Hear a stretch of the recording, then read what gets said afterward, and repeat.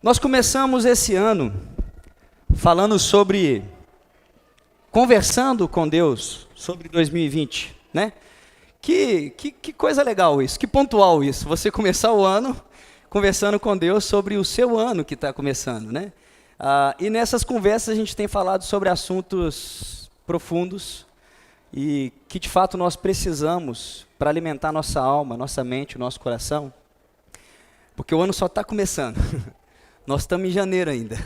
E daqui a pouco a gente começa a se encher de tarefas, se encher com a rotina do dia a dia, e talvez a gente corre o risco de deixar para trás aquilo que realmente é importante. Hoje, a gente vai falar com Deus, a gente vai falar sobre sabedoria. Dê-me sabedoria. Quem de vocês não tem pedido isso constantemente na vida? Não é verdade? Em cada situação que você passa. Aquele momento que você fala assim, Deus me dá sabedoria, porque se eu pedir força, eu mato essa pessoa. Me dá paciência. Hoje a gente vai falar um pouco sobre sabedoria, a gente vai usar o Salmo 90 para isso, mas antes de começar na reflexão em si, eu preciso passar para vocês um contexto. O Salmo 90, ele foi escrito por Moisés há aproximadamente 3.500 anos, por volta do ano 1460 e 61 antes de Cristo. Um salmo escrito por Moisés, num contexto em que ele estava no êxodo do Egito a Canaã, né? Moisés, ele tira o povo escravo do Egito e começa uma viagem com eles até a terra prometida, a terra que Deus tinha prometido aos seus antepassados. Então Moisés pega esse povo e começa a caminhar com esse povo para a terra prometida. Diz a história que Moisés, ele foi contabilizado, fizeram um recenseamento na época, e foram contados apenas os homens com 22 anos ou mais, e com aptidão para guerrear, para lutar. E chegaram no número de 605.550 homens, 603.550 homens. Isso sem contar mulheres, crianças, idosos, porque idosos não vão ter aptidão para a guerra. E aí eu estava lá em casa fazendo um cálculo assim, meio que estimativo. Nós não temos o número exato. Mas aí eu pensei assim, e se a gente somar esse número, 2 vezes esse número, que fosse nos mostrar isso, o número de crianças e mulheres. É como se Moisés estivesse fazendo uma viagem com aproximadamente 2 milhões de pessoas. Pensa você fazer uma viagem com 2 milhões de pessoas junto com você, aguentando assim, daquelas pessoas mais diversas possíveis. Porque às vezes fazer uma viagem com 4 pessoas e filho pequeno é meio complicado, né? Mas imagina você viajando com 2 milhões de pessoas do seu lado, e dentre elas, centenas de milhares de pessoas perguntando para você, a gente já chegou? Moisés, está calor, Moisés. Nossa, que sol quente, era melhor a gente ter ficado no Egito. Nossa, que... nem credo, é melhor ter ficado escravo no Egito, não tem nem carne para a gente comer. Só esse maná aqui, ó, tem nem uma carninha. Moisés, arruma água para nós aí, Moisés, eu estou com sede, eu estou com calor, Moisés. Imagina você viajar com tanto de gente do seu lado reclamando. Para pensar na situação de Moisés, essa comparação foi só uma brincadeira para a gente descontrair, porque, na verdade, aquilo que o povo fazia não era apenas uma reclamação.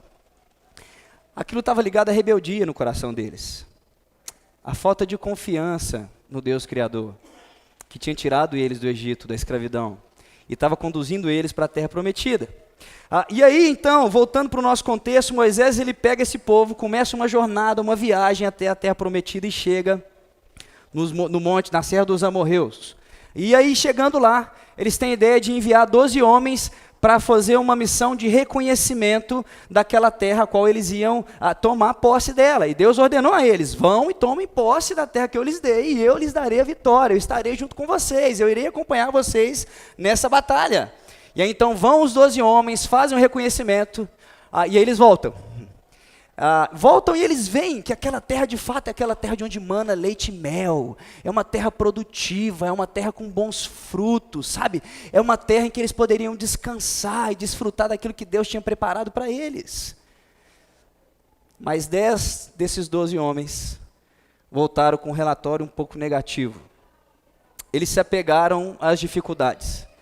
E aí eles voltaram espalhando para as pessoas assim, olha, aquela terra ela é boa e tudo, mas olha, as cidades são muito grandes, elas são fortificadas, elas têm muros altos, lá tem guerreiros experimentados para a guerra, sabe? Tem uns caras lá que são muito altos, uns 2 metros de altura, quase 3, uns gigantes lá, se a gente for para lá, o pessoal vai esmagar a gente. Isso espalhou um murmurinho no meio dessas 2 milhões de pessoas, um relatório negativo, uma imagem ruim daquilo que Deus tinha preparado. O povo chorou, diz as Escrituras, e se lamentou, e se rebelou contra Deus. Eles desobedeceram a Deus. Deus disse para eles, vão e tomem a terra que eu lhes dei. E eles disseram, nós não vamos. Nós vamos ser mortos, Deus. Eles não confiaram em Deus. E choraram. E aí, Deus pega essa lamentação, essa rebeldia, essa autonomia e diz assim, olha, tudo bem, então vocês não vão? Tudo bem, então deixa eu dizer uma coisa para vocês. Ninguém dessa geração vai entrar na terra que eu prometi. Ninguém de vocês vai herdar a terra prometida aos seus antepassados. Então, meia volta, sigam rumo ao deserto. O povo chorou ainda mais. O que eles fizeram? Obedeceram a Deus? Foram para o deserto? Não. O povo talvez com um sentimento de culpa, não sei, mas eles falam assim, não, olha, tá vendo, Deus mandou a gente ir, a gente não foi, então a gente tem que ir, então vamos. E aí eles optaram em tentar consertar as coisas, aquilo que eles tinham feito de errado, e dessa vez invadir a terra que Deus havia mandado eles invadir, mas porém eles estavam desobedecendo a Deus de novo, porque Deus falou para eles, dão meia volta e voltem para o deserto. O que eles fazem? Eles tentam tomar a terra, sem a ajuda de Deus, sem a proteção de Deus, e eles são devastados, eles perdem a batalha, eles são perseguidos como um enxame de abelhas. E aí então, dentro desse contexto, Moisés, após isso tudo acontecer, ele começa a escrever esse salmo. Ele começa a escrever o Salmo 90. E uma coisa que me chama a atenção nesse salmo, que é se você pegar a sua Bíblia, ou se você ligar a sua Bíblia aí no iPad, você vai ver no título dele assim, a oração de Moisés, homem de Deus. Duas coisas interessantes. A primeira é que esse homem de Deus, que está nesse título, que está como título aí nas Escrituras, ele está se referindo, no homem de Deus, quando você lê no Antigo Testamento, ele vai se referir aos profetas de Deus. Aqueles profetas que não proferiam, não exaltavam ao homem, que eles não elevavam ao homem, né, não glorificassem ao homem, mas eles valorizavam e exaltavam a Deus. Eles falavam sobre verdades básicas e fundamentais sobre a majestade e a gloriosa salvação de Deus para o seu povo. Esses eram os homens de Deus a qual as Escrituras citam. E uma outra coisa que me chama a atenção nesse título é o fato de ser uma oração. Para pensar comigo.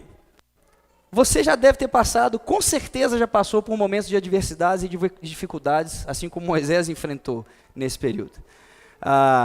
E eu diria que em muitos desses momentos, nós, como um todo, primeiro a gente sente uma angústia por viver isso. Muitas vezes fruto das nossas decisões, e a gente vai colhendo consequências danosas para nós, né? Consequências ruins.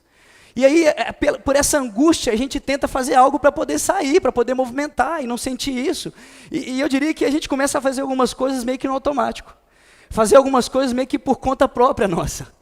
Assim como o povo fez. Mas Moisés, ele faz diferente. Moisés, em meio a tudo isso que aconteceu, ele para e faz uma oração. Ele pede a Deus discernimento.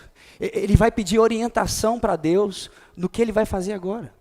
E aí começa o Salmo 90, dizendo o seguinte, Senhor, Tu és o nosso refúgio sempre, de geração em geração. Tu és o nosso refúgio. A palavra refúgio aqui, no dicionário, ela tem o significado de amparo, proteção. E eu acho linda essa oração de Moisés, começar dessa forma, porque ele havia acabado de viver exatamente esse momento. O povo desobedeceu a Deus e tentou fazer algo por conta própria deles, sem a proteção, sem o amparo de Deus. Percebe a decisão da autonomia que eles vão seguindo aqui? Eles tinham o amparo de Deus, eles tinham o refúgio, a proteção, eles optaram em não confiar nela. E de repente eles tentam ir por conta própria, e aí o que acontece? Eles já não têm mais essa proteção. E eles são devastados. E Moisés está reafirmando isso, olha, o Senhor é o nosso refúgio, não adianta a gente querer ir sozinho e fazer as coisas, se nós não tivermos o amparo dEle, se nós não tivermos a proteção dEle. Autonomia, o Senhor é o autor da vida, Ele que nos criou. Moisés ele está reafirmando isso o tempo todo, eu acredito que por uma razão meio que lógica, assim, porque os nossos primeiros pais, eles também optaram por essa autonomia. Lá atrás, Adão e Eva, eles decidiram por seguir sozinhos, por serem deuses, o Deus da vida deles. Eles mesmos optaram em ser o Deus da vida deles. E eles optaram em seguir sozinho. E agora o povo de novo vem por esse mesmo caminho. Toma essa mesma decisão. Opta pela autonomia, por seguir com as próprias pernas, e acabam cometendo a mesma falha. Eles não confiam em Deus, eles não obedecem a Deus, da mesma forma que foi no passado. E Moisés está falando assim, peraí, o Senhor é o nosso refúgio sempre, de geração em geração. Ele é o nosso cuidado, é a nossa proteção. Moisés continua dizendo assim, antes de nascerem os montes, de criares a terra e o mundo, de eternidade a eternidade, tu és Deus. Moisés estava fazendo aquilo que a gente fez com essa última canção. Ele estava exaltando a Deus. Ele estava mostrando quem de fato é Deus. Antes de tudo ser criado, antes de nós sermos criados, Deus era Deus. Antes de que toda a tecnologia fosse criada, antes de que existisse internet, antes que existisse bens materiais, carros luxuosos, mansões, antes que houvessem o dinheiro, antes que houvessem a beleza, Deus criou tudo, de eternidade a eternidade Ele é Deus. Moisés continua dizendo assim, fazem os homens voltarem ao pó, dizendo, retornem ao pó, seres humanos. Esse é o Deus Criador. Ele que nos deu vida. Ele é o mesmo Deus que nos criou e é capaz, basta Ele querer, de tirar a nossa vida. Voltem ao pó, criatura. Moisés está engrandecendo a Deus, está exaltando a Deus aqui, fazendo justamente aquilo que um homem de Deus faz. Exaltando e glorificando a Ele. E Moisés ao mesmo tempo está virando para o povo falando assim, gente, peraí, deixa eu falar uma coisa para vocês estão tentando fazer as coisas por conta própria, mas não é muito bem assim. Vocês tinham o refúgio para ir com vocês e optaram em ir sozinhos. Não é vocês que estão conduzindo as situações. É Deus que nos criou que conduz. Espera aí, não foi Ele, não foi você que criou Deus, não. É como se Moisés estivesse falando para ele assim, a coisa está tudo errada. O poste está urinando no cachorro agora, não é assim. Deus é que é o Criador.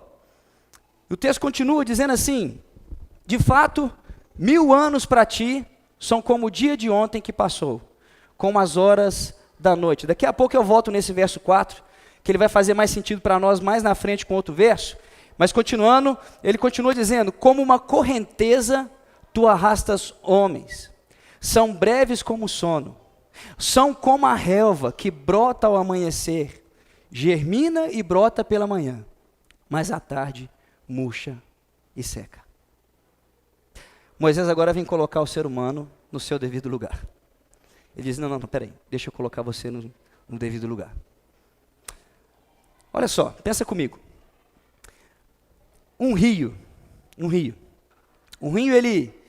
ele tem as suas curvas. A água dele está correndo, ele tem uma direção certa, ele sabe para onde vai. Ele tem a direção para onde ele está saindo, ele sabe onde é a nascente, onde nasce o rio, como ele corre, para onde ele vai. E ele tem as suas curvas, ele tem as suas imperfeições. No fundo dele tem pedras, tem talvez algumas plantas ou árvores à sua margem, ou às vezes no meio. E o rio ele tem o destino certo. Ele sabe para onde ele está indo. Quando a gente cai num rio, com uma correnteza forte, não sei se você já nadou em rio aqui, a minha infância eu cresci nadando no rio, não tinha piscina. Mas quando você cai num rio que tem uma correnteza forte, o que você faz? Alguém já nadou em rio aqui? O que você faz quando você nada, quando está passando a correnteza, você cai no rio, você faz o quê? Você nada, você tenta nadar. E às vezes a gente, naquela loucura, aquela vontade de querer resolver o problema, você começa a nadar contra a correnteza. Você vai gastando uma força gigantesca nadando contra a correnteza daquele rio. Talvez se você for um pouquinho assim, pensar mais rápido, ao invés de você nadar contra a correnteza, você não vai fazer muito esforço. Você vai ir nadando devagarzinho para a beirada, deixando a correnteza te levar, para você poder chegar na beiradinha. Por quê? Porque você acha que se você for para a beirada ali, você está seguro, você está tranquilo. Eu diria que a nossa vida, ela é como um rio, cheia de imperfeições, cheia de falhas, cheia de pedras no meio do caminho, cheio de desafios a serem enfrentados. E nesse rio da vida, Deus é a correnteza. E essa correnteza, Deus, sabe onde que a gente vai chegar. Porque Ele é o autor da história. Ele que escreve o roteiro. E aí Ele vai nos conduzindo. O grande problema é que muitas vezes quando essa correnteza, Deus, começa a nos conduzir, a gente gasta uma energia danada, nadando contra a vontade dEle. Contra aquilo que Ele deseja para nós. E quando a gente não gasta uma energia muito grande tentando nadar contra a vontade dEle, para onde Ele está nos conduzindo, às vezes a gente nem gasta tanta energia assim, a gente vai deixando a vontade dEle levar a gente, mas meio sem esforço. E à medida que a gente consegue, a gente vai chegando para a beirada. Para a beirada, para a beirada. Porque a gente acha que na hora que a gente sair da vontade dEle para a beiradinha ali, que é mais confortável, a gente vai estar seguro. E a gente segue meio que sem vontade, sem querer ir para onde Ele está levando. E a gente dá um jeito de sair da vontade dEle. Mas Moisés fala para nós assim: Tu és o nosso refúgio. O Senhor é o nosso amparo. O Senhor é a nossa proteção. E Ele está lembrando de novo aqui.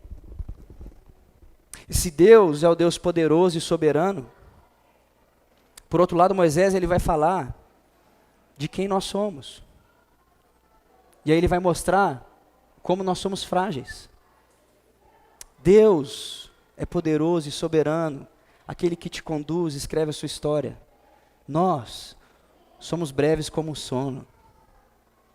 Somos breves como a relva que brota ao amanhecer, mas à tarde murcha e seca. Mas Moisés continua dizendo assim: Deus é o teu refúgio, independente do que aconteça. Não tente nadar contra a correnteza. É perigoso você se afogar e morrendo aos poucos. Eu sou o teu amparo e a tua proteção. Você é breve, você é frágil. Você não consegue sozinho. Você precisa de ajuda para poder pegar nas suas mãos e caminhar.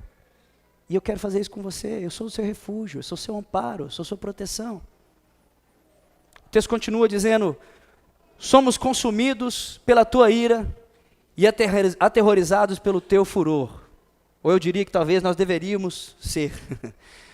Se você olhar para si e fazer uma autoavaliação de fato quem você é, fazendo uma autoavaliação assim bem sincera, olhando para Deus como Deus justo,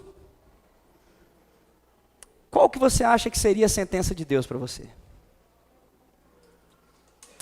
Qual que seria a sentença dele? O que você acha que você merecia diante de quem você é? Eu não tenho certeza se a gente se preocupa muito com essa frase, se a gente dá muita atenção para ela. Porque eu diria que se a gente realmente tivesse consciência de quem somos, de quem realmente, no fundo, quando ninguém está te vendo, lá nos seus pensamentos, no profundo do seu ser, quem você é, a gente deveria ser consumido pela ira dele. Mas consumido, não no sentido de sermos... De Deus nos voltar ao pó, mas consumidos no sentido de nos causar aflição. Pensar que Ele pode olhar para nós e pegar quem nós somos, aquilo que nós nos tornamos no dia a dia, e saber que Ele é um Deus justo, e que sabe de todas as coisas e sabe quem nós somos, é só pela graça dele que a gente continua. Isso deveria nos incomodar mais. Porque nós deveríamos ser consumidos pela ira de Deus. Nós temos iniquidades, nós temos problemas, nós temos equívocos, nós temos falhas, nós temos uma coisa que a Bíblia chama de pecado. Isso faz parte da nossa natureza caída, isso é imutável. Por mais que você queira lutar contra isso, se você não tiver o refúgio, você não vai conseguir. Só a graça dele e a misericórdia dele que nos faz seguir adiante. Moisés, ele tem essa consciência. E você tem essa consciência? Você já parou para pensar nisso? Você já parou para refletir na sua vida, em tudo que você tem vivido? Conheces as nossas iniquidades. Não escapam os nossos pecados secretos à luz da tua presença. Olha que interessante isso. Não adianta você querer viver uma vida íntegra somente na parte pública da sua vida, somente quando está todo mundo te vendo, somente quando você está num relacionamento físico, pessoal com a pessoa. Você tem que viver uma vida íntegra também naqueles momentos que você está sozinho, naqueles momentos que só você e Deus conhecem aquilo que está passando na sua mente e no seu coração. Moisés ele sabe muito bem disso. Lembra, diante de tudo que ele está passando, ele está se colocando diante de Deus e exaltando a ele, reconhecendo diante de Deus quem ele é. E colocando-se nas mãos dele. Ele continua dizendo, os anos de nossa vida chegam a 70 ou 80 para os que têm mais vigor. Entretanto, são anos difíceis e cheios de sofrimento, pois a vida passa depressa e nós voamos. E agora o verso 4 ele vem completar dizendo o seguinte: de fato 1000 anos para ti são como o dia de ontem que passou, como as horas da noite. Mais uma definição fantástica de Moisés. Fim de ano, passou agora, recentemente. Eu acho que tem 2 frases, quando está chegando novembro, dezembro, ou você fala muito elas, ou você acaba escutando elas das pessoas. 2 frases, fim de ano. Fala umas frases de fim de ano que você costuma escutar em dezembro aí. O que você costuma escutar em dezembro assim, quando o ano está acabando? O que mais? Feliz Natal. E sobre o ano? Estou aguentando mais. O que mais? Ano que vem vai ser diferente. É tudo isso. Tem 2 frases de fim de ano que é batata que você escutou se você não falou ela. Uma delas foi assim: nó, esse ano passou voando, né? Você viu? Já é Natal. Semana que vem, Réveillon. Nós já estamos chegando em 2020. E a outra frase é assim: esse ano podia acabar logo, né? Tá demais. Nossa, esse 2019 não passa. Tem gente que já começou 2020 falando assim: nossa, esse ano podia acabar logo, né? Mal começou. E eu diria que essas 2 frases, elas têm uma ligação muito bem feita com isso aqui. Sabe por quê? A frase quando você diz assim: Deus, nossa, esse ano passou voando, passou rápido. E é isso mesmo. O tempo passa voando. Eu sinto a mesma coisa. Eu sinto a mesma coisa. Quando vai chegando no fim de ano, eu vou olhando para trás falando assim: nossa, olha, passou a coisa, queria fazer um tanto de coisa, não consegui fazer metade.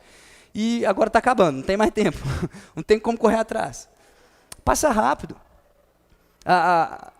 Quando você começa a refletir na sua vida e para pensar, você se assusta, você fala assim: nossa, já passou 10, 20, 30 anos.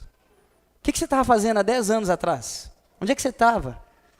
O que você estava vivendo? Qual que era o momento da sua vida? Quais eram as suas expectativas? Já passou 10 anos. Já estamos 10 anos à frente. Quando você se assusta, os filhos já cresceram. Eu estou sem meus pequenos agora nas férias. Muito bom. Isso é ótimo. Mas quando eu vejo as fotos, eu falo assim: nossa, esses meninos cresceram. Já está grande. Quando você assusta, os meninos já estão adolescentes. Bia e Daniel já eram pequenininhos quando o Fernando chegou aqui. Agora já está maior do que eu, a Bia. Está grande. Quando você assusta, os filhos já estão adultos. Casaram. Os netos aparecem para poder alegrar a vida. O tempo passa rápido. O tempo voa. E a poupança Bomerindos continua numa boa. Isso é antiga, né? Piada sem graça. O tempo passa muito rápido. E eu diria que em meio ao tempo passando rápido, a gente vai perdendo a noção do que nós temos feito. A gente vai perdendo o feeling, assim, do que tem sido importante para nós. O tempo vai passando e a gente vai se enchendo de tarefas. O tempo vai passando e a gente vai se enchendo de compromissos, às vezes sem sentido. A gente começa a querer fazer um monte de coisa e não se dedica a elas. E de repente passou. Não volta. E a gente voa. E o tempo voa. Será que nessa correria a gente tem pensado na importância do nosso relacionamento com Deus no dia a dia? Será que nessa correria, desse tempo passando rápido, a gente tem deixado de lado o que deveria ser mais importante para nós? O que de fato deveria ser aquilo que norteia a nossa vida, a nossa história? E aí você começa a gastar energia com tanto de coisa, vai fazendo um monte de coisa, vai deixando o que é mais importante para lá, vai deixando o seu relacionamento com Deus para lá, vai começando a caminhar sem o seu amparo. Sabe o que acontece? Chega no fim de ano, você fala assim, esse ano podia bem que acabar rápido, né? A nossa energia vai embora. A nossa energia se esgota. E aí você se sente cansado, você se sente esgotado. Olha, faz muito sentido isso para mim. Esse fato de você ceder à agitação. Você começa a ceder à agitação da sua vida. E aí, por causa dessas rotinas que você acaba criando cheio de coisa, os dias acabam se tornando difíceis, os dias acabam se tornando cheios de dor e sofrimento. Eu sei que a vida ela nos traz alguns sofrimentos, algumas perdas que são inexplicáveis, e a gente precisa aprender a lidar com elas. Faz parte da nossa caminhada, a maturidade como discípulos. Talvez esse ano você passou por uma perda de uma pessoa que você gostava. Talvez algumas pessoas teve que enfrentar o desemprego, ou outras teve que lidar com uma empresa falindo, ou um término de relacionamento. Sabe, tem algumas coisas que vêm acontecendo e vêm tomando o nosso coração e nos enchendo às vezes de tristeza e de dor. Mas eu diria que a maioria das coisas que a gente vai sentindo dor e sofrimento estão ligadas a decisões que nós tomamos ao longo da vida. Muitas das dores e sofrimento que você e eu tem passado acabam sendo consequências das decisões que você e eu temos tomado. E aí a gente vai se desgastando com isso. E aí chega no fim de ano, você fala assim, esse ano bem que podia acabar logo. Podia mudar o ano. Olha só, por outro lado, quando você olha para o verso 4, no verso 10 você consegue perceber o como nós somos finitos. A nossa vida vai a 70, 80 anos, aqueles que têm mais vigor. Mas nós somos, Moisés está mostrando a finitude humana. Por outro lado ele fala assim, Deus, de fato 1000 anos para ti são como o dia de ontem que passou, como as horas da noite. Ele é atemporal. Ele é o Senhor do tempo. Ele conduz a história. Sabe? É Ele que está escrevendo a minha, a sua história e nos conduzindo para onde Ele quer que a gente vá. É Ele que faz isso. Cabe a Ele o saber de toda a história. O que para nós parece uma eternidade de sofrimento e de dor, para Ele é como um dia em que Ele continua cuidando de nós. Talvez seja duro para a gente poder sentir isso, mas Ele está cuidando de nós o tempo todo. Ele é o Senhor da história, Ele é o Senhor do tempo. Moisés continua dizendo assim, quem conhece o poder da tua ira? Pois o teu furor é tão grande como o temor que te é devido. Alguém de nós conhece a ira do Senhor aqui? Eu diria que não, porque senão não ia estar aqui para contar.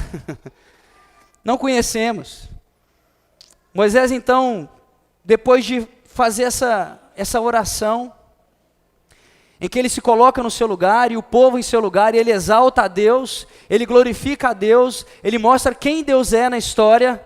Ele chega nessa parte da história, e eu diria que é o desejo principal de Moisés, o pedido principal de Moisés a Deus nesse salmo. E aí, a gente chega nessa parte, a mais famosa que você já deve ter ouvido ou lido sobre isso. Ensina-nos a contar os nossos dias, para que o nosso coração alcance a sabedoria.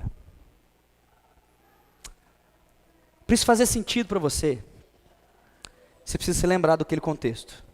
Lembra do contexto? O êxodo, a viagem, né? E aí quando eles desobedecem a Deus, eles tentam de novo, e aí desobedecem de novo, e começa a peregrinação para o deserto. Esse era o contexto de Moisés. Isso era tudo que ele vivia. Isso era o que Moisés estava passando. Moisés, nessa época desse salmo, provavelmente ele tinha entre 80 e 90 anos de idade. E ele faz um pedido para ele que deveria nos ensinar muita coisa. Ensina-me a contar os meus dias, Senhor, para que o meu coração alcance sabedoria. Isso deveria nos ensinar muito. Deveria nos ensinar, por exemplo, que a idade, simplesmente só ela, não tem a ver com maturidade, não tem a ver com sabedoria. O fato de você envelhecer por si só, não quer dizer que só por isso você vai alcançar a maturidade. Não. Olha, Moisés é um cara já velho, idoso, e ele está parando diante de Deus falando assim: Deus, me dá sabedoria. Me ensina a compreender, a entender a minha vida, o momento da história em que eu me encontro, para que o meu coração alcance a sabedoria para seguir em frente. Sabe? Aí você vai falar para mim assim, mas Crasso, você está falando de Moisés. O cara conversava tete a tete com Deus, face a face, ele batia papo com Deus. Mas como assim ele? É Moisés. Moisés, sim. E a gente deveria aprender essas lições com ele. Ele foi um homem que certamente, no decorrer da vida dele, ele teve que lidar com o seu ego, porque ele era tido como o salvador aqui na terra daquele povo que estava escravo no Egito para conduzi-los à terra prometida. Moisés, ao longo da história da vida dele, ele teve que lidar com a ira, em muitos momentos, tendo que conduzir um povo rebelde, um povo que não quer ouvir os conselhos de Deus, um povo que não quer seguir a trajetória que Deus tem traçado para eles. Moisés, ao longo da história da vida dele, ele teve que lidar com a infidelidade dele com Deus. As Escrituras nos mostram isso. E ele precisava do refúgio, da proteção, ele precisava que Deus estivesse com ele, para que o coração dele alcançasse sabedoria. Moisés, ele lidava com esses problemas todos. E você e eu, acho que a gente lida com esses problemas no dia a dia. Talvez em parâmetros menores, mas ele tinha um diferencial. Moisés, ele tinha uma maneira diferenciada com que ele lidava com essas coisas. Ele tinha temor a Deus. Moisés era um homem que temia a Deus. O que significa temor, Crasso? Também tendo como significado medo, mas temor significa sentimento de respeito, reverência e submissão a Deus. Muitos definem como medo. E eu acredito que um pouco da razão da gente ter essa definição de temor somente como medo, é um pouco de incompreensão com quem de fato Deus é. Deixa eu te explicar isso para você melhor. A gente tem uma visão cultural, ou fomos criados, de que Deus é um Deus mau, que Ele está de olho em você o tempo todo. Talvez você até falou para alguém em algum momento assim, Deus está vendo o que você está fazendo aí. E a gente foi aprendendo que Deus é um Deus que castiga a gente. Você faz uma besteira e Ele vai lá e, vou te castigar aqui agora. Mas se Ele fosse de fato nos castigar com a sua ira, nós voltaríamos ao pó. E eu acho que esse significado, ele faz mais sentido ao nosso Deus. Porque o temor que Moisés tem de Deus é esse sentimento de respeito, de reverência e de submissão a Ele. E ele demonstra isso no seu dia a dia. Deixa eu exemplificar para você esse significado. Pensa comigo assim, um garoto um dia chega da escola, e ele está trazendo um trabalhinho da escola, que ele fez na escola, bonito. E aí ele chega para o pai dele empolgado, papai, vem cá, olha, eu fiz um trabalho, deixa eu te mostrar, olha que desenho bonito que eu fiz. Aí o pai olha e fala, meu filho, que bonito, poxa, olha, você está desenhando muito bem, olha a sua letra, que bonita, meu filho. Nossa, que coisa mais maravilhosa, olha, papai tem orgulho de você, meu filho. Continue assim. Esse menino pega o trabalhinho dele e sai feliz da vida. E vai. No outro dia ele vem com um trabalhinho de novo, e vem mostrar para o pai, papai, olha aqui, hoje eu fiz o alfabeto, olha aqui minha letra e tal. Mas aí nesse dia o pai dele está com raiva, está mal-humorado. E aí o pai pega o papel dessa criança, amassa esse papel, rasga, joga fora, grita com ele, fala, você é imprestável, você não serve para poder escrever direito, sua letra está horrorosa, como é que você faz uma coisa dessa? Vai para o seu quarto agora, menino, sai daqui, enxota o menino e manda ele para o quarto. Esse menino vai temer o pai dele. Vai ter medo. Ele vai ter medo do pai dele. Mas por que ele vai ter medo do pai? Por causa da inconsistência e a falta de moralidade naquele pai. Isso vai causar um medo naquele filho. Faz todo sentido nesse caso o medo. Mas nós não tememos a Deus desse jeito. Nós tememos a Deus com reverência. Nós tememos a Deus por causa do seu grande amor. Nós tememos a Deus por causa da sua graça imerecida, sua alegria. É a totalidade da grandeza de Deus, como Moisés demonstrou para a gente nesse salmo, que nos leva à reverência. Isso é dar reverência a quem merece toda a reverência nossa. Mais tarde o sábio diria o seguinte: o temor do Senhor é o princípio da sabedoria, pois por meu intermédio os seus dias serão multiplicados e o tempo da sua vida se prolongará. O temor do Senhor é o princípio da sabedoria. Interessante que Moisés ele era esse homem que temia a Deus. Moisés era um homem que reverenciava a Deus diante a trajetória dele. Esse provérbio do sábio foi escrito cerca de 500 anos depois que Moisés escreveu esse salmo, fez essa oração. Moisés morreu aos 120 anos de idade. Esse texto do sábio diz assim: pois por meu intermédio os seus dias serão multiplicados, e o tempo da sua vida se prolongará. Se você ler Deuteronômio 34, versículo 7, se não estou enganado, Moisés tinha 120 anos de idade. Porém, nem os seus olhos, nem o seu vigor tinham se enfraquecido. Moisés reverenciava a Deus. Pergunta: você tem pedido a Deus sabedoria nesse ano que está começando? Se você não tem pedido, que tal você começar hoje? Nós estamos em janeiro ainda, dia 19, está no início. Não precisa você falar que o ano está passando rápido. Que tal você começar agora pedindo a sabedoria para Ele? Cássio, eu tenho feito isso, eu tenho pedido muito a sabedoria a Deus. Eu tenho amanhecido nas minhas orações todo dia, eu tenho falado: Deus, me dê sabedoria para lidar com o meu dia. Eu tenho levantado e tenho pedido a Deus sabedoria. Eu falei: ótimo, então eu preciso te fazer uma outra pergunta. Se você já tem feito essa oração pedindo sabedoria, eu queria te perguntar se você tem vivido de maneira a reverenciar, respeitar e se submeter a Deus em todos os momentos da sua vida. O temor a Deus é o princípio da sabedoria. Na sua vida você tem reverenciado, respeitado e se submetido a Deus na maneira com que você lida com a sua família? Na sua vida você tem reverenciado, respeitado e se submetido a Deus na maneira com que você ama a sua esposa ou respeita o seu marido? Na sua vida você tem reverenciado, respeitado e se submetido a Deus nas decisões que você tem que tomar no seu trabalho, na maneira com que você lida com seus colegas de trabalho, no seu ambiente de trabalho? Você tem reverenciado, respeitado e se submetido a Deus na forma com que você lida com o seu dinheiro, com seus bens? O temor a Deus é o princípio da sabedoria. É o princípio.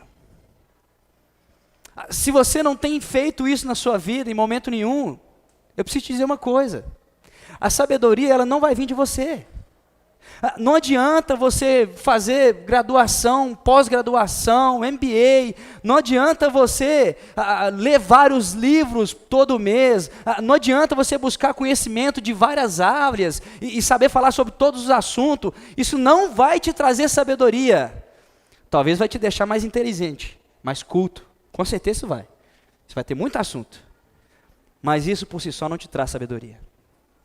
Você não vai conseguir ser sábio por você mesmo, porque ela começa no temor a Deus, em você reverenciá-lo, respeitá-lo, em você se submeter a Ele todos os dias da sua vida, em todos os momentos da sua vida, seja naqueles mais simples, aquelas decisões mais complexas que você precisa tomar. Sem Ele não haveria como. Como que anda o seu relacionamento com o Pai? Como que anda o teu bate-papo diário com Ele? Porque sem Ele o desespero ele vai chegar, não adianta. Moisés diz, volta-te, Senhor. Até quando será assim? Tem compaixão dos teus servos. Satisfaze-nos pela manhã com teu amor leal, e todos os nossos dias nós cantaremos felizes. Mas, Senhor, a gente já não aguenta mais. Senhor, nós estamos lidando com as consequências, os frutos das decisões erradas que nós tomamos. Volta a ser o nosso refúgio, volta a ser o nosso amparo. Deus, nós te desobedecemos, nós optamos em seguir aquele caminho que nós queríamos seguir, embora não fosse da sua vontade. Nós somos na direção oposta, mas volta a ser o nosso refúgio, porque sem o Senhor nós não conseguimos. Não dá. Moisés clama a Deus, dizendo, satisfaze-nos pela manhã com teu amor leal, e todos os nossos dias nós cantaremos felizes. Isso nos dá uma dica muito importante, do que devia ser importante para nós. O amor leal de Deus. O amor leal de Deus, que foi demonstrado para nós, através da cruz. Ele é o Deus que nos ama e enviou o seu Filho para se entregar por mim e por você, para nos dar vida. Esse é o seu amor leal. Mesmo quando nós estamos contrário a Ele, mesmo quando nós estamos nadando contra a correnteza, o amor dele continua leal. Ele é fiel. Isso deveria ser interessante, devia ser importante para nós, isso deveria estar no topo da lista, no top 5 da nossa vida. Não deveria passar desapercebido. O Senhor é o nosso refúgio, o nosso amparo, porque o seu amor é leal, e a sua graça então nos basta, porque dele veio a graça. O Senhor é o Senhor do tempo e conduz a nossa história, conduz a nossa vida, nos leva adiante, porque o seu amor é leal. Ele não muda, é imutável. Deveríamos ter esse amor com mais importância, porque o texto diz, cantaremos felizes. Isso nos traz alegria. Isso nos traz alegria. Dá-nos alegria pelo tempo que nos afligiste, pelos anos em que tanto sofremos. Sejam manifestos os teus feitos aos teus servos e aos filhos deles o teu esplendor. Mas nos dá alegria, porque a gente já não aguenta mais. Sua alma chora. Eu sei porque tem momentos de dificuldade, né? Quando quando a maré fica brava, quando o mar está alto, quando você está enfrentando aqueles problemas que estão te consumindo. É difícil pensar na alegria. Nesses momentos não é fácil pensar na alegria. Nós somos tomados pela angústia. Talvez pelo desespero. Tudo está ruim. Tem vontade zero para nada. Desânimo total. Quero ficar longe de tudo, de todos. Me afasto, porque eu não quero nada. Mas, à medida que a gente se apega em reverência, respeito e submissão, se apega ao temor a Ele, e ele, à medida que a gente se apega em temor a Ele, Ele nos proporciona sabedoria. É isso que Moisés pede, Ele faz. Enche o nosso coração de sabedoria. E aí, à medida que o tempo vai passando, a gente consegue dar um passo para trás e contemplar a história como um todo. E aí sim a gente consegue sentir alegria.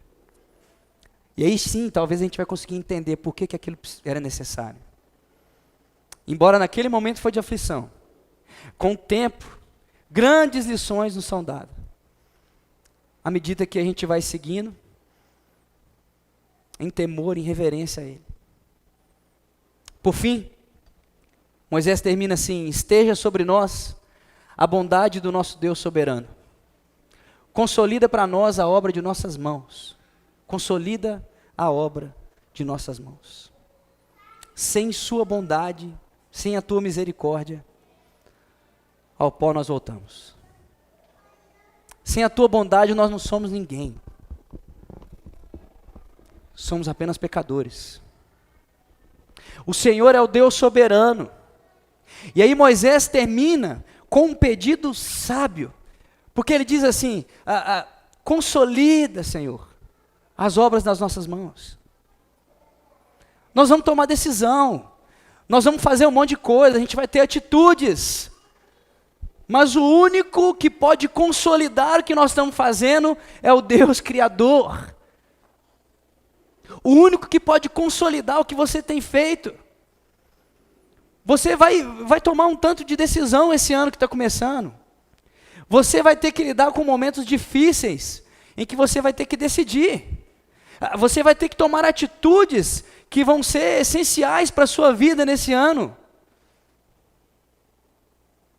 Somente Deus pode consolidar o que você está fazendo. Tome muito cuidado com isso, sabe? Porque não quer dizer que Ele vai consolidar tudo o que você faz. Não é isso. Em meio a todas as decisões, as atitudes que você tem para fazer, você precisa entender que tudo isso precisa estar alinhado à vontade do Pai para você. E não somente fruto do seu coração, do coração enganoso do ser humano. Você precisa se colocar diante dele e se permitir ser conduzido por ele. Se as suas decisões estiverem alinhadas com a vontade dele, se você tem buscado viver a sua vida com reverência, com respeito e submissão ao que ele tem dito a você, eu tenho certeza que ele vai consolidar a obra das suas mãos. Você não sabe o que fazer? Você não sabe o que decidir? Eu acredito que Moisés também não sabia. Muitas vezes eu acho que ele foi tomado por dúvidas. Às vezes desespero. Sabe o que Moisés fazia? Ele reverenciava a Deus com a vida dele. E ele parou e orou a Deus. E ele pediu orientação a Deus. Peça orientação a Deus, você também.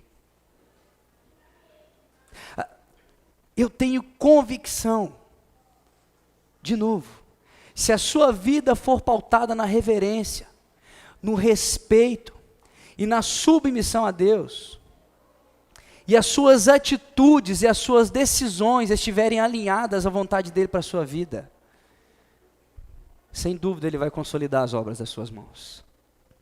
Porque é a vontade dEle. E eu queria terminar essa noite com 3 perguntinhas para você refletir hoje, durante a semana, e praticar. Mas seja sincero com você. Não precisa responder para mim. Responda para você, no seu íntimo. Deus tem sido o seu refúgio. Deus tem sido o seu amparo e a sua proteção à medida que seus anos estão passando depressa?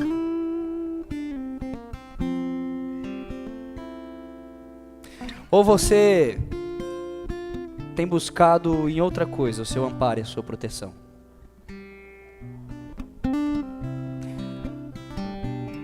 Você está buscando aonde? Em você mesmo? Deixa eu te dizer, não vai vir de você a sabedoria, desculpa. Não vem de você. Você tem buscado o seu refúgio, o seu amparo e a sua proteção aonde? Na sua capacidade própria de ser e de fazer? O Senhor é o nosso refúgio. Ele é o nosso amparo e a nossa proteção.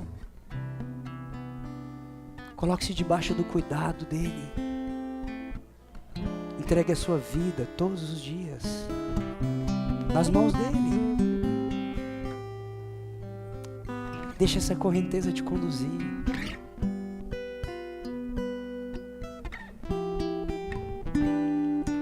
Qual a importância que você tem dado ao amor leal de Deus em sua vida? A vida tem passado rápido demais. Sei disso. Também sinto isso. Mas o que nós temos feito com isso tudo? O que nós temos feito com o nosso dia a dia? Quais são as coisas mais importantes para você? Pergunta, dentre essas coisas, o seu relacionamento com Deus está no meio aí? Você tem parado para refletir no imenso amor que Ele tem por você e por mim? Isso tem norteado a sua vida? Isso tem feito sentido para você? Qual a importância que você tem dado a isso? Reflita. Pense nas suas decisões, pense no que você tem feito. Pense naquilo que tem demandado mais de você no seu dia a dia. Eu diria que se isso está te demandando muito, está se tornando uma prioridade. Tome cuidado. Tome cuidado para que não tome lugar do amor de Deus sobre você. Por último, você tem vivido de maneira a reverenciar, respeitar e se submeter a Deus? Eu não estou falando de você reverenciar a Deus aqui no domingo, quando você está na igreja, porque tem uma mística, né? Eu estou na casa do Senhor e preciso reverenciá-lo. Deixa eu te dizer uma coisa. Sim, você está. Mas a igreja não é esse prédio. Não é o templo. Nós somos o templo. Nós, pessoas, somos a igreja. Reverencie a Ele todos os dias da sua vida. Reverencie a Ele, respeite, submeta-se à vontade dEle em toda a sua vida, não somente aqui no domingo. Você tem pedido a Deus sabedoria? Comece a fazer isso. Experimenta, só experimenta. Você vai descobrir se Moisés está falando a verdade ou não. Eu diria que você vai se surpreender, porque Ele vai te proporcionar sabedoria. Eu tenho certeza que à medida em que você reverenciá-lo, respeitá-lo, À medida que você se submeter à vontade de Deus para a sua vida, se submeter à vontade dEle, que é sempre boa, perfeita e agradável. Eu tenho certeza que você, ao longo de 2020, para a sua vida, se tornará uma pessoa mais sábia.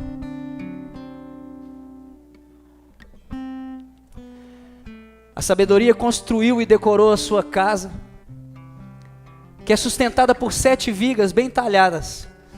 O banquete está pronto para ser servido.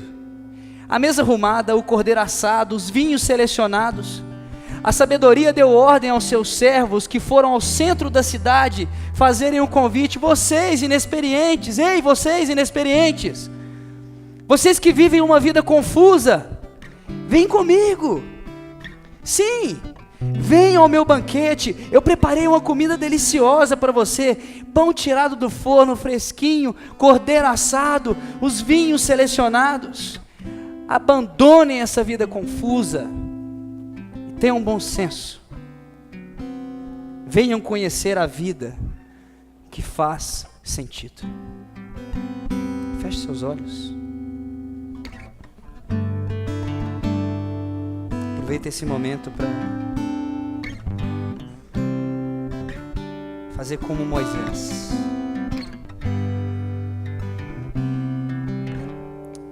Faça uma oração, assim como Moisés fez, olhando para o íntimo do seu ser,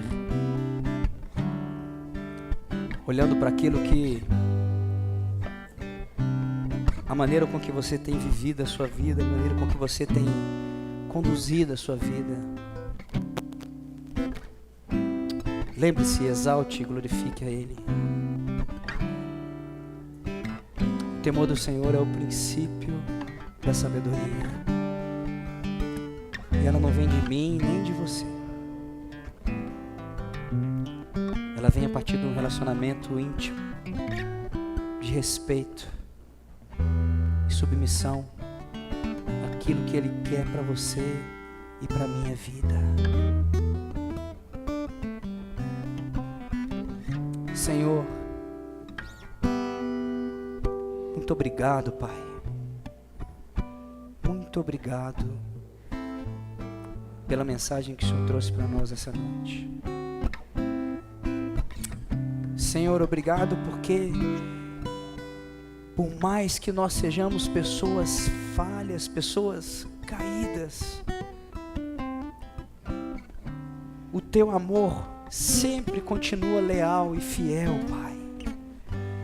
O Teu imenso amor, Senhor, que nos salvou, que nos redimiu, que tem conduzido a nossa história. O Seu amor que nos leva a viver essa vida, cientes de que nós estamos na antessala da história, que nós vivemos com os pés aqui, Deus, onde a nossa vida passa rápido, onde há dor e sofrimento, mas o Senhor nos espera de volta para casa,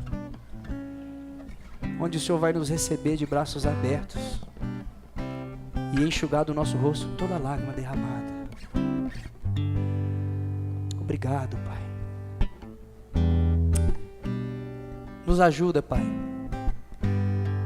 como seres humanos caídos, a